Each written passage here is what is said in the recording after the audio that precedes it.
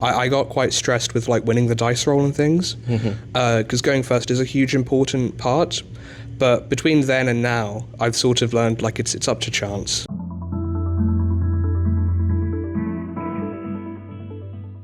Welcome back to TCG Psychology, the channel where we turn psychological insights into competitive advantages. Now, today we've got a very special showcase video at Lorcana Fest where we'll be exploring some of the competitive players' approaches to taking on such a large tournament, and we'll be following the progress of different players throughout the day to see how they are getting on.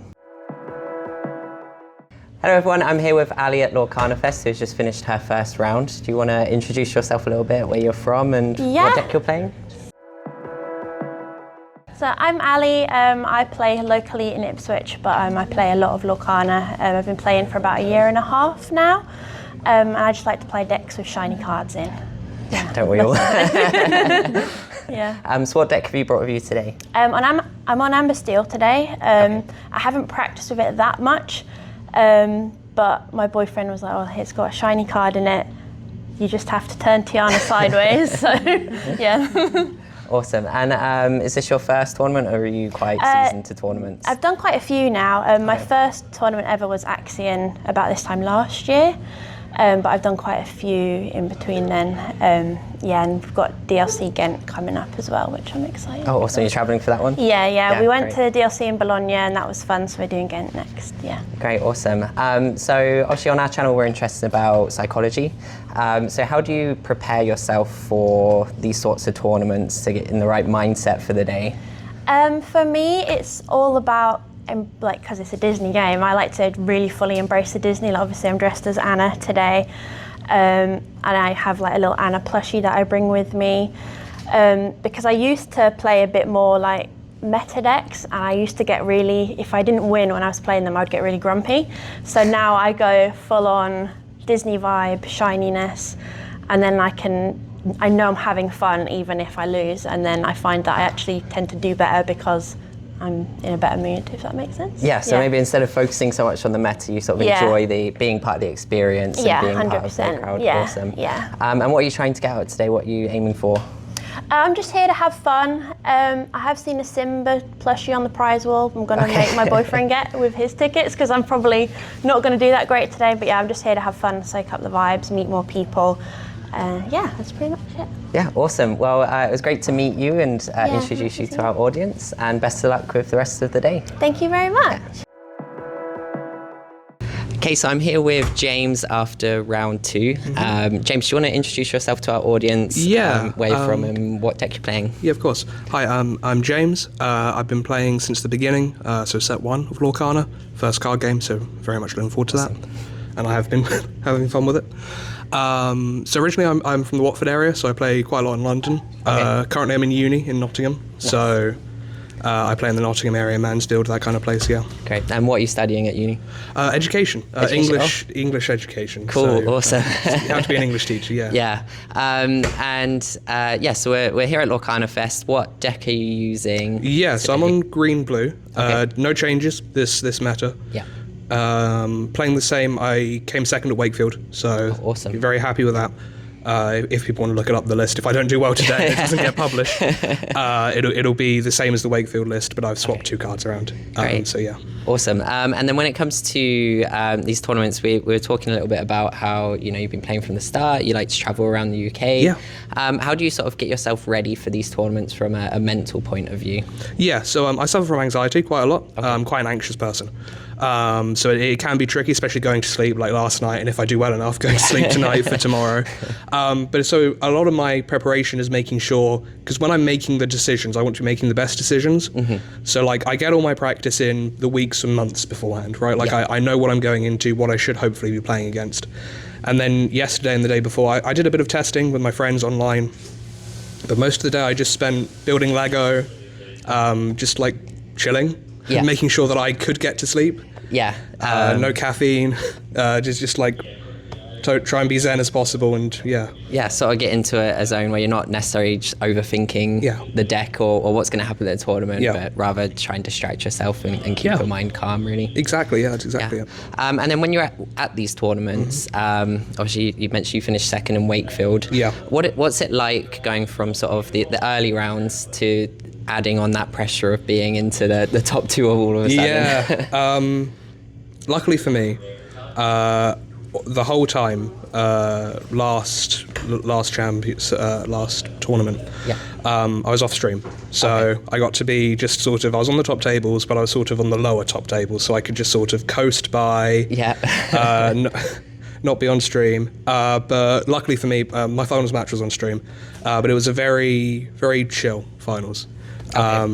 I knew the guy that I was playing as. We played the day prior, absolutely smashed me there, as he did in the finals.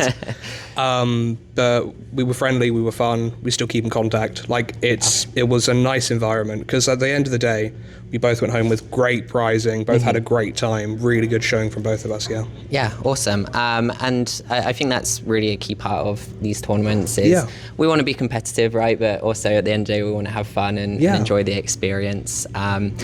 So going into today then, are there any lessons that you sort of learn to maintain that focus when you're trying to make those decisions throughout the day, or is there anything you learned from the last tournament that you're looking to implement? Yeah.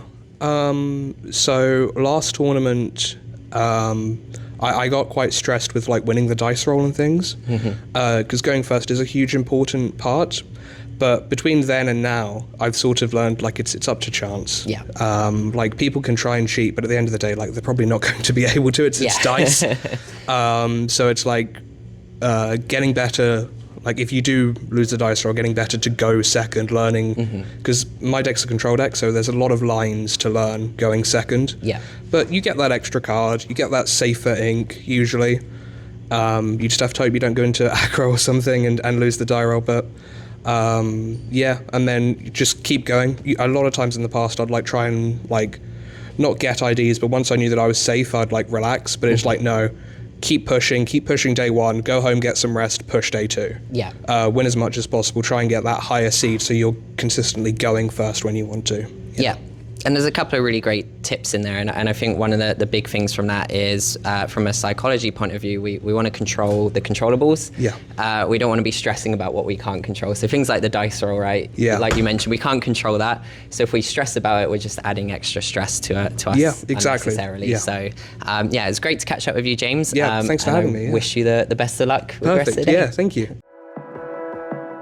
Right, so I'm back at Lorcana Fest with Chris here. So Chris, did you want to introduce yourself a little bit, where you're from, why you're at the tournament, etc.? Yeah, so I'm Chris. I come from Northampton, which is about an hour away from where we are currently in Leicester. Been playing Lorcana since set one, and recently got into kind of the judging side of things and all things Lorcana, really. Yeah. Awesome. And when did you really get into the game? What's your origin story? So I liked card games. I tried Magic years and years and years ago, but there was just, at the time, just too much to learn, too many cards to get into. Yeah. And I sort of hit it right just as Lorcana was about to release, so sort of what would have been like the June, July of 2023 or whatever. And so I was really lucky that was coming out. I thought, cool, it's a game I can kind of get into from the very beginning. Yes. Disney, which always helps. And our local store in Northampton, Manascrew, was it was run right. He didn't just sell loads of cards. It was very much first few weeks were everybody playing with starter decks, so nobody had the best cards or anything like that, which was just such a nice welcoming environment. And that's really what's continued for Lorcana all the way through for me. It's just been such a welcoming, nice community. Yeah, that's really awesome to hear, and I think that's come throughout the day with everyone I've spoken to. Like, the community has been a huge aspect, and that's really nice to see in a card game.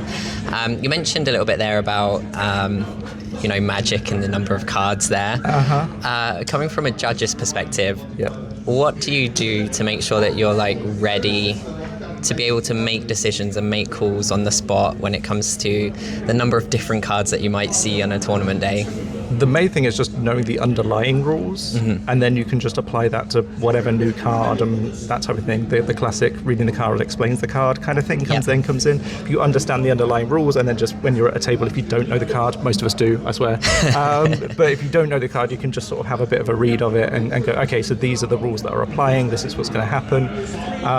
Most of the time it's fairly straightforward though. A lot of the things that we get here tend to be just clarifications on things, just making sure that both players are comfortable and understanding the rules at that point, and that really tends to be our job more than anything. Yeah, so facilitating, maybe some clarification on cards. Absolutely. And the occasional difficult call. Occasionally, I mean, I've been quite blessed that I've not had anything too difficult yet, but no, it's been very much a sort of, just making sure both players understand the situation, and they always have that right to even more clarification from a head judge if they need to. So yeah, definitely. And you mentioned before we started talking that you sort of play semi-competitively. Yeah.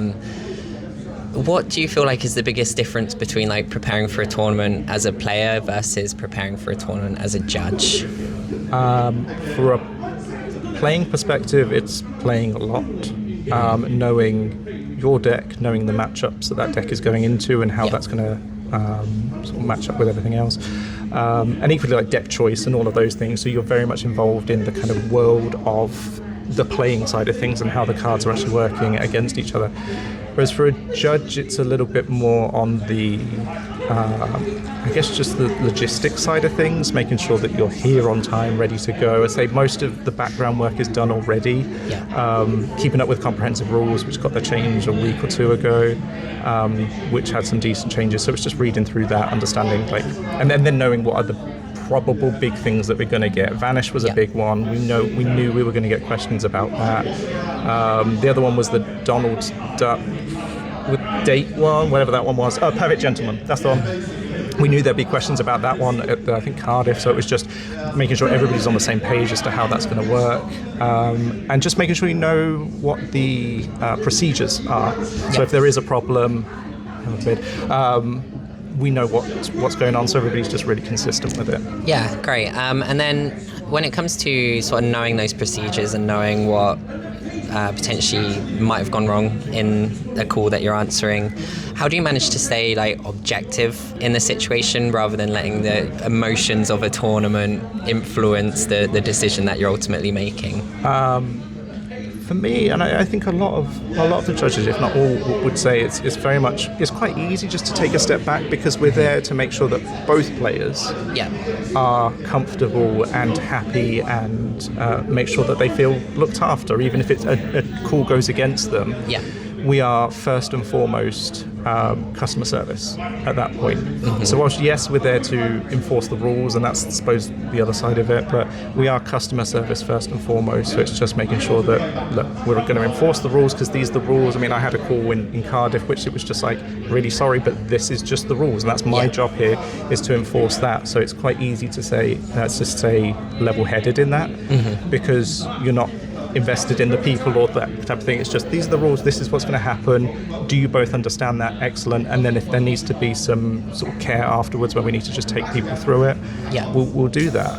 I mean, I had one at Set Champs, which was a discrepancy in law at the very beginning of the game. And it was like, okay, well, we need to make sure that both people are happy with this. We know one person isn't, because they're going to end up with less or more law for the other person.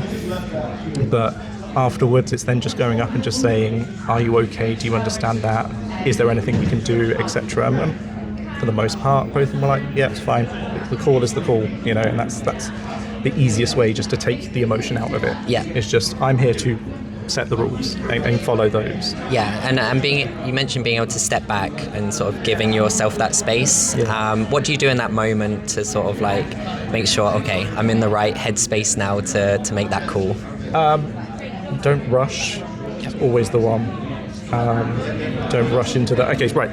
It's very much right. Okay, take me through everything. If you need clarification, I mean, I had some of the best advice was given to me in Cardiff, which was, if I'm stuck, if I'm not sure, if I feel uncomfortable, equally, I can go judge as well. Or I'm just going to talk to a colleague, or just going to clarify this with a colleague. It's just a really nice way of having a safety net for us, just to be able to say, if I do get overwhelmed, I can take myself out of it. And that is enough almost to go into those situations and just get on with the job, because that's what it is. It's just become, we are here to do the job. And Yeah, awesome. Well, thank you so much for taking the time to speak to me. And you're judging tomorrow, correct? Yes. Yeah, so I hope you're preparing for that, and best of luck. Thank you very much. Yeah, appreciate you, Mal. Thank you.